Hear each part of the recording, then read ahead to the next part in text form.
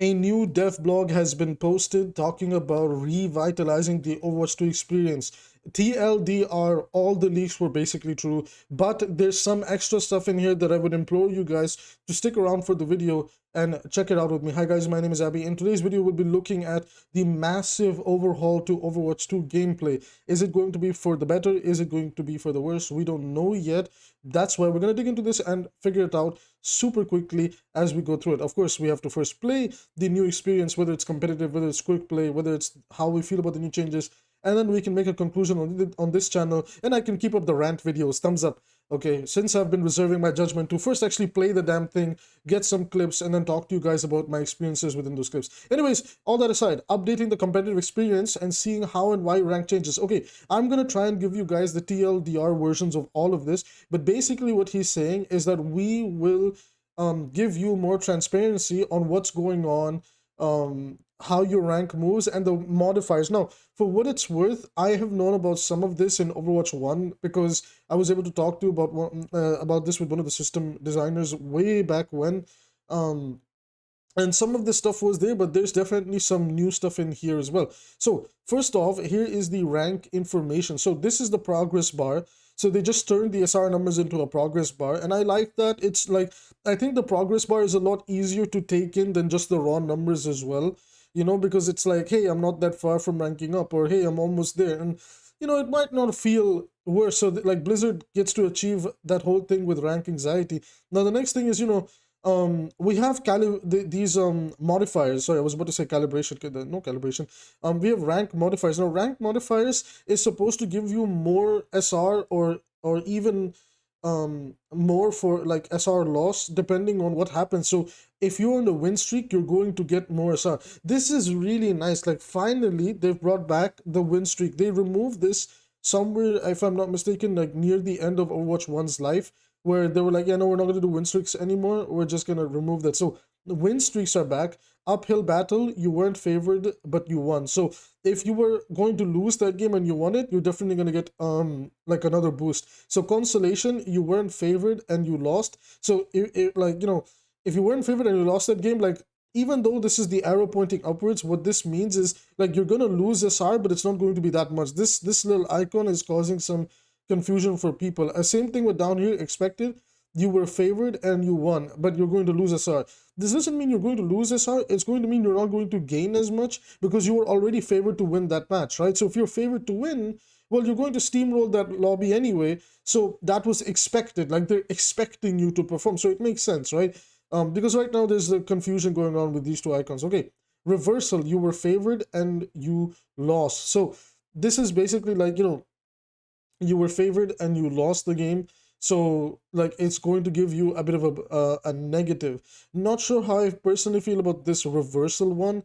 Um, it's interesting. I don't know what to say about this one. Like I have a lot of things I'd like to say, but again, I want to keep the video in a respectful time and keep moving. Anyways, loss streak. So penalty for a high loss rate. So this makes sense because clearly, like if you're in a rank you don't belong in and you're losing SR, I agree that these loss streaks should be implemented simply because it's like there's way too many people rank camping right now. Also, on a side note, I genuinely hope they bring back rank decay for diamond and above like it was in Overwatch 1, because seriously, man, we need to do something about people that get to a high rank, that get boosted because of like a broken hero or something, and then just sit there. Even right now, there's all these 𝐒𝐈𝐓 players literally just camping high SR on tank, and they just don't play the game because they got there with 𝐒𝐈𝐓, and now they can't play any other tank. You know, you guys know how it is, right? Calibration, your rank is uncertain. So this is just because like the game has not figured out like where you actually belong. So it might go up, it might go down. It's trying to figure that out, right? Volatile, your lost calibration matches after ranking up. I don't actually know what this one means. If anybody can explain to me what volatile is supposed to be, I'd appreciate it.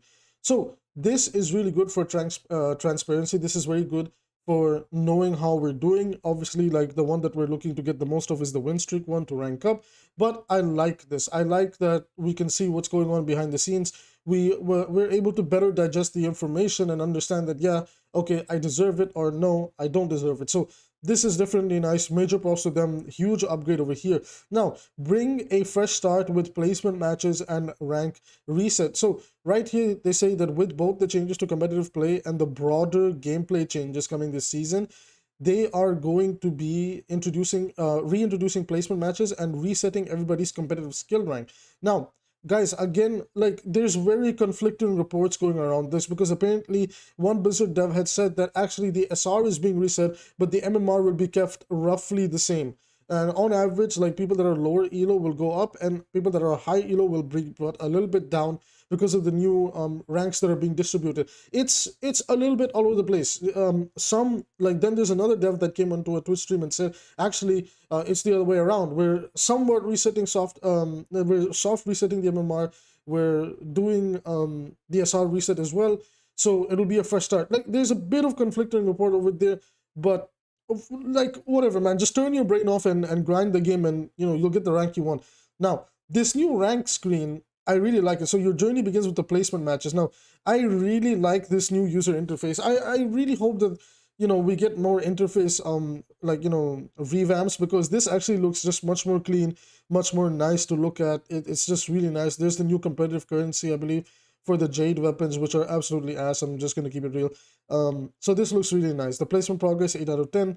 Predicted rank calculated by wins and losses. So it's actually telling you like where you might end up. I think that's cool too. Like, obviously it might not be nice to look at right away, but it is nice to know that, hey, well, where do I belong? Where am I going? What are my stats doing for me? So there you go. Predicted rank, gold 1, right? So that's pretty nice as well. Again, more transparency, more motivation. Like, you might be a silver player, you're seeing you get into gold 1, plat 5, you'll be like, damn, yeah, let's go, man, I want to get in there. Okay, so rise up to the rank of champion. So how high can you go? Now, this is the ultimate rank champion. This is the most prestigious tier ever, above GM. Now, I don't know if this is the new top 500 or if this is like even above top 500, but it says here, even with the boost that placement matches can provide, top ranking players will still need to win a lot of games to reach champion 1 and prove that they are the best of the best.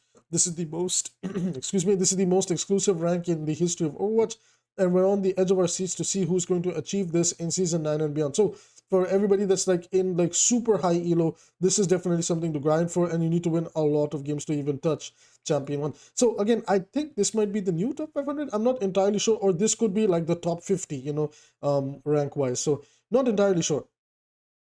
Going down, new competitive rewards.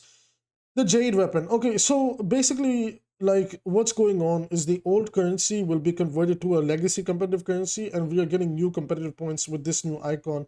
And 3,000 of these points, these new competitive points, will allow you to purchase a Jade weapon. Guys, I mean, look at it. Like, look at that thing.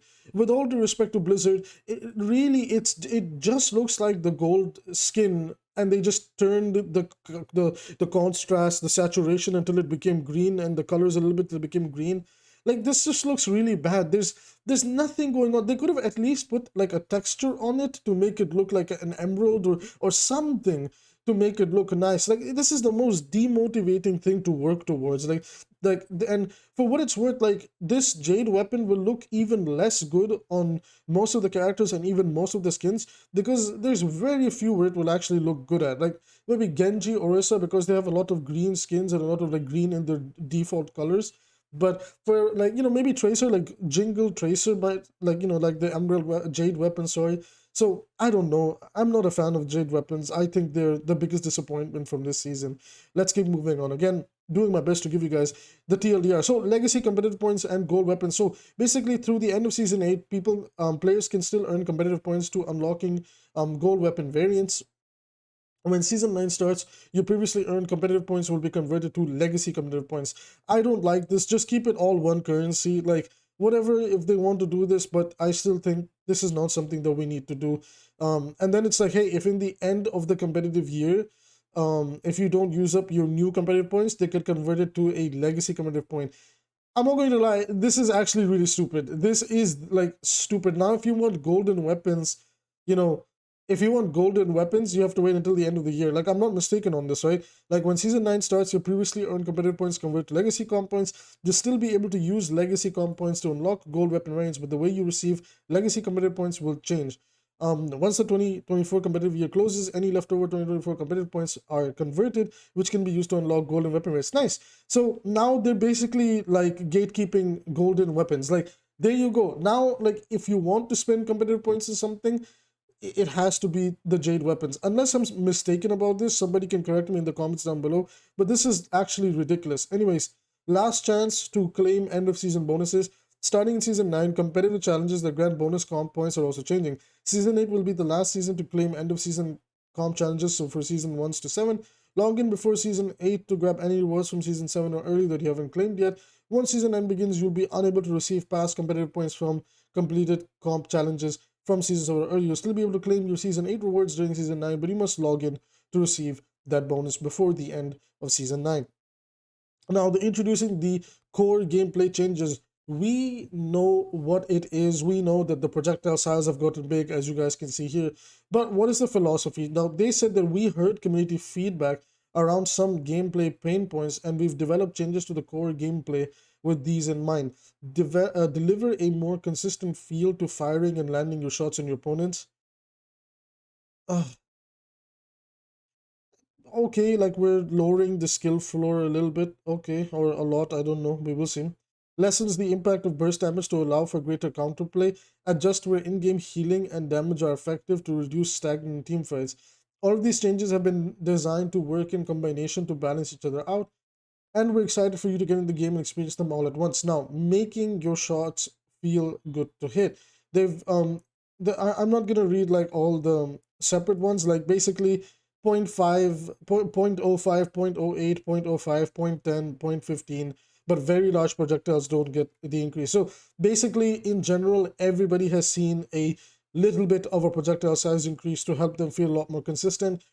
I'm not sure if I'm necessarily a fan of that, but it is what it is. Like, if this is something that they want to do, like, what can we do as a community? Even if we cry about it, it's not like Blizzard ever listens to the community and goes back on their changes. At this point, like, them saying here that we're listening to community feedback, like, who's complaining about projectile sizes? You know, and with all due respect to the people that are, just please get better, find your sensitivity, train in the different practice ranges, the codes, like the Vaxter code to train your aim. This is ridiculous. Anyways, we're going to be moving on. So the health pool changes. The tanks are seeing a 75 to 100 HP increase. You know, any heroes with 200 to 300 HP see an increase by 50, and 150 to 175 HP heroes see an increase by 25. Moving on, giving more self-reliance in team fights. I'm not going to read all of this. They're basically like explaining the philosophy that, you know, when it, like, we want to help DPS and supports with more decision making, because if there's anything the support role currently struggles at is decision making. Of course. Okay, my little banter aside, they're basically saying the new role passives. Number one is the updated support role passive is that they will regen health after 2.5 seconds. So if I'm not mistaken, they've now nerfed it a little bit more. Wasn't it 2 seconds before? I'm not entirely sure. Like, isn't it already 2.5? Like, I'm a little bit lost about it. Like, I think they moved it to 2, and now they're moving into 2.5. So I don't entirely know. All hero passives is if they don't take damage for 5 seconds, you gain 20 HPS. And then finally, from the damage roll, is anything that they deal damage towards, that target's healing received will be reduced by 20%. This will finally make damage not a cosmetic roll, but arguably I would have liked to have tested this in the current gameplay state and not the new one to see how it would feel.